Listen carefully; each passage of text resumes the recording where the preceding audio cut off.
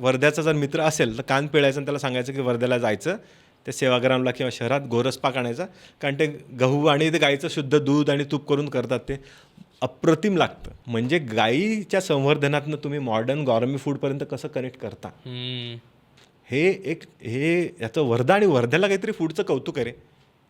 वर्ध्याचं ते वऱ्हाडी ठेचा पण तिथेच बनतो, बोरकोटे तिथेच बनवतात. एक राजमलाई नावाचा एक छान प्रकार होता. काय काय राजमलाई म्हणून एक प्रकार होता, राजमलाई तो बंद झाला. तो वर्ध्याचंच होतं ते, पण आपण आम्ही खायचो लहानपणी. राजमलाई होते. वर्ध्याचं काहीतरी फूड कल्चर आहे. बोरकुट मला वाटतं अजूनही येतं ते. हो बोरकुट मिळतं ना. बोरकुट तसं नाही मिळत आता त्याच्या कांड्या मिळतात. हां, पण बोरकुट बोरकुटची पिशवी मिळते. पिशवी आता मिळते नाही. पण त्याला कारण आहे, कारण तुमचा उन्हाळी प्रदेश आहे ना आज. तर उन्हाळी प्रदेशामध्ये तुम्हाला हे बोरं आणि अशाच गोष्टी खायला लागणार आहे. आणि तिकडे काय होतं ना, की एक बोराचा प्रकार आहे, तो आपण पाकात गरम करून खातो. पाकात करायचा आणि त्यात तो खायचा, मस्त लागतो तो बोर. हो का? हो. आणि कारण तिकडे जर तू म्हणाल तर 15 ते 16 प्रकारचे बोर आहेत. म्हणजे खायचे नाहीत की अरे मग पोट भूक लागली तर हे खायचं, ताप आला की तो खायचं, लहान मुलाला तो द्यायचा, असे बोराचे भरपूर प्रकार आहेत. मला तुमच्या आवडत्या टॉपिककडे यायचं, ते म्हणजे लोणार.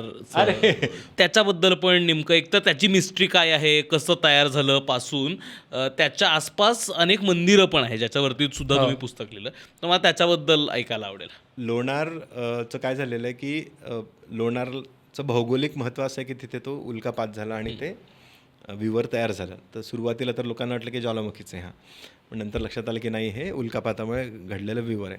आणि तिथे एक साधारणतः 14 ते 15 मंदिरं आणि 6 ते 8 बारवा आहेत. ठीक आहे. त्याच्यामुळे ते असं म्हणजे हे जंगल, भूगोल आणि इतिहास असं तिन्ही दृष्टीने असं महत्त्वाचं एक स्थळ झालेलं आहे. आणि बुलढाणा जिल्ह्याचे ना काहीतरी योग खूप चांगले आहेत. म्हणजे जेवढे वैविध्यपूर्ण काही काही जिल्ह्यांचे महाराष्ट्रात जमूनच आलेले आहे. म्हणजे परभणी जुना, नांदेड, बुलढाणा, हे काही काही ठिकाणी म्हणजे इतके शिल्प आणि मंदिर सापडतात, किंवा जुन्नरकडे केव्स. असं वाटतं अरे वा, यांना म्हणजे मस्तच झालं. तर लोणारचं पारंपरिक जे आहे तर तिकडे विरज महात्म्य म्हणून आहे. आणि त्यांच्यानुसार त्यांनी काय केलेलं आहे की लवणासूर नावाचा एक राक्षस होता, आणि मग तो खूप उतला मातला, आणि मग तो त्यांनी वर मागितला आणि मग तो अमर झाला.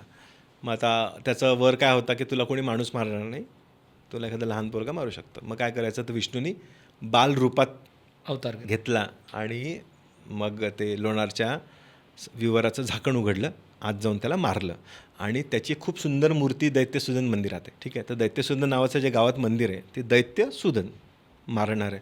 तर विष्णूच्या तशा संहार रूपातल्या मूर्ती फार काही नाही आहेत. नरसिंह म्हणून आहे, विष्णू म्हणून फार नाही आहे. म्हणजे फार तर एखादी छोटी तुम्हाला कंसवधाची वगैरे बाजूला दिसते. तर मेन मूर्ती आज विष्णूची संहार रूपात आहे. आणि आतल्या गाभाऱ्यात जास्त तुम्ही जाता, म्हणजे त्याला अंतराळ म्हणतो, तो वरती ती खूप सुंदर आहे की असा पाय वाकडा करून तो तिला मारतोय. आणि त्याच्या लवणासुराच्या बहिणी आषाढा आणि कराडा त्या हात जोडून म्हणतात की अरे याला सोडून द्या. आणि तिच्यावरनं मग लोणारचं सरोवर बनल्याची कथा आली. कारण मग ह्याचं रक्त, हा लवणासूर, ह्याचं अपवित्र रक्त, मग ते तलाव तयार झाला. आणि दुसरं काय झालेलं की लोणारला फक्त सरोवर नाही, लोणारला धार पण आहे. बरं. ती सतत वाहत राहते. आणि आता ती इतकी जाडी झाली की ते पाणी वर झालेलं आहे. मग त्या धारेची कथा म्हणून मग काय सांगितलं की आता मग विष्णूचा पाय घाण झाला ना, मग ब्रह्मदेवानी कमंडलूतनं गंगेला आणलं आणि मग ती गंगा भोगावतीचं ते तीर्थ झालेलं आहे. तर ही पारंपरिक मान्यता आहे. आता दुसरी मान्यता काय झालेली आहे की वीरज म्हणजे मुक्ती. तर हिला विष्णू गया म्हणतात. म्हणजे एक ती गया आणि ही विष्णू गया. आता ही विष्णू गया पारंपरिक म्हणतात, त्याचा रेफरन्स होतो ऐने अकबरीत. ऐने अकबरीत म्हणतात की द लोकल्स कॉल इट बिसन गया. आणि खूप महत्त्वाचं ठरलं. म्हटलं अरे वा, आपल्याकडे कारण काय होतं, पुराण म्हटलं की बरेच लोकांना ते पुराणात काय, पुराण इतिहासच आहे, पण आता नाही म्हणणार तुम्ही, ऐने अकबरी म्हणते. ऐने अकबरी कशाला खोटं म्हणणार. आणि ती छान देते की तिथनं किती सॉल्टचं उत्पादन होतं. त्यामुळे दुसरं मान्यता काय आहे की ही गया आहे आणि इथे तुम्हाला केलं की स्वर्ग मिळतो. त्यामुळे लोणार महात्म्यानुसार रामाने दशरथाचं तिथे जानवाणी यात्रा केली आणि दशरथाचं श्राद्ध तिथे केलं. आणि दशरथून म्हणाला की मी तृप्त झाला, आता मी जातो स्वर्गात. तर पण इंटरेस्टिंग जर मला हिस्टॉरिकल सांगायची झाली तर मला वाटते महत्त्वाचं काय आहे की महानुभाव.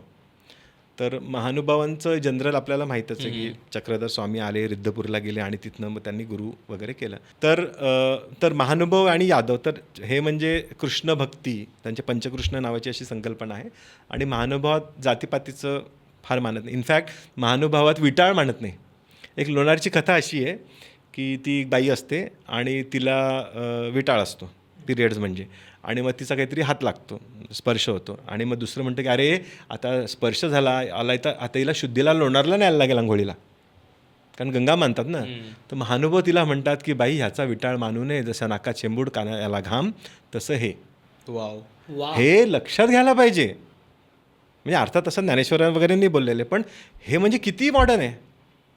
आणि चक्रधर म्हणतात म्हणजे लीळा चरित्र तसा चरित्रग्रंथ आहे. हो. त्यांचे सगळेच प्रसंग लिहिलेले आहेत. आले गेले, झोपले, खाल्ले, आशीर्वाद दिला, चमत्कार केला आणि त्यांचं तत्त्वज्ञान बोलताना येतं.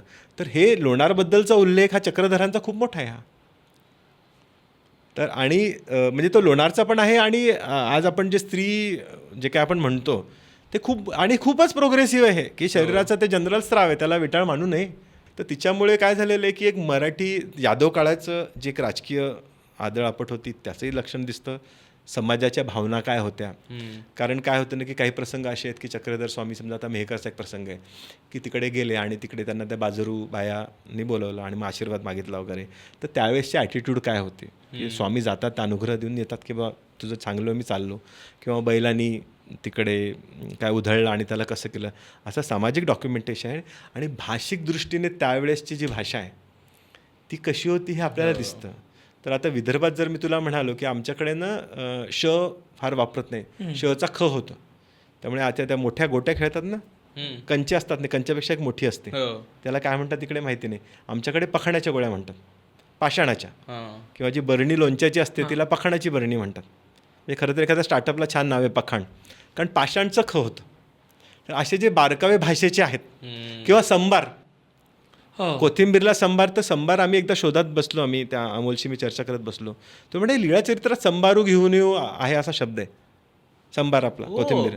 हां, मग किती जुना शब्द आहे आणि असणारच म्हणजे मराठीचाच आहे. पण असे जे आपल्याला जे कंटिन्युटीचे पुरावे मिळतात, त्यामुळे माझ्या गावचा जर एखादा म्हणाला की संबार डाऊन मार्केट आहे आणि कोथिंबीर स्टँडर्ड आहे, तर त्याला सांगायला लागतं की अरे तू स्टँडर्ड आहेस बाळ, तू सर्वज्ञांची भाषा बोलतो आहे, ठीक आहे.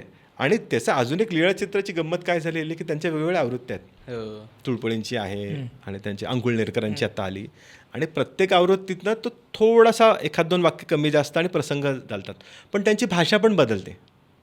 त्यावेळेस मी ज्यावेळेस लोणारचं पुस्तक लिहायला ते भावे म्हणून एक नागपूरचे, त्यांच्याकडनं मी ते मागितले रेफरन्स. तर हाच प्रसंग वेगवेगळ्या भाषेत थोड्याशा मराठीच्या फरकाने लिहिलेला आहे. आणि मग तो आम्हाला विदर्भात असल्यामुळे आम्हाला पटकन कळलं की अरे हे ना थोडं वर्ध्याच्या माणसाने लिहिलेलं आहे, हे थोडंसं बुलढाण्याच्या माणसाने लिहिलेलं आहे. त्यामुळे तो तसा लिंग्विस्टिक सर्वे पण आहे, कारण तसा लिंग्विस्टिक सर्वे आपल्याकडे ग्रिअर्सननी केलेला आहे.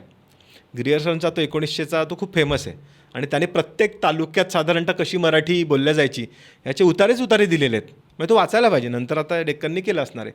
तर त्यामुळे सांस्कृतिक धार्मिक पुनरुत्थान, तिच्यानंतर एक आद्य जीवनी म्हणून चक्रधरांचं खूपच स्थान आहे. आणि एक साधारणतः आध्यात्मिक कलाचा धर्म, फारसा आडंबर न मांडणारा, हे त्यांचं महत्त्वाचं आहे.